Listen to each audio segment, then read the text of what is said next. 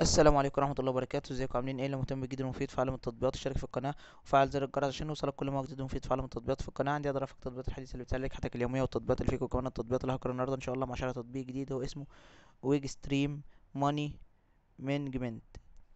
التطبيق ده مساحته 24 ميجا، محمله اكتر من 500 الف شخص. التطبيق ده تطبيق اوروبي موجود في المملكه المتحده او في انجلترا.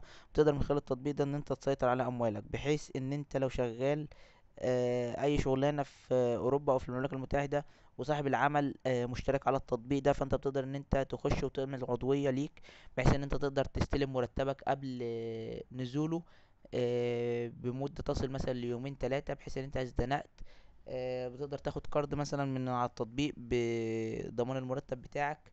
التطبيق كمان بيديك زي ارشادات ونصايح، بحيث ان انت توفر فلوس، وبحيث ان انت ما تنفقش كتير، وبحيث ان انت آه، المرتب بتاعك اللي انت بتقبضه يكون مقضيك لحد اخر الشهر. ما تجيش اخر الشهر تلاقي ان الشهر لسه مخلصش والمرتب بتاعك هو اللي خلص.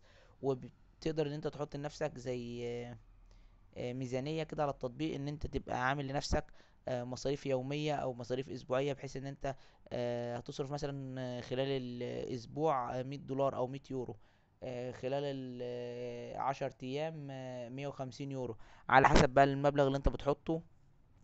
بحيث لو انت تعديت المبلغ ده خلال الفترة دي، التطبيق ما يرضاش يدفع معاك او ما يرضاش يعني يطلع فلوس من عليها.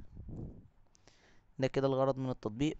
مشكلة التطبيق ان هو بيتضمن اعلانات وبيطلب منك الاشتراك، بالاضافة لان التطبيق موجود في اوروبا او في المملكة المتحدة فقط لا غير، مش موجود في اي مكان تاني في العالم. بس كده يعتبر نفس شرح التطبيق بالنسبة للمميزات والعيوب.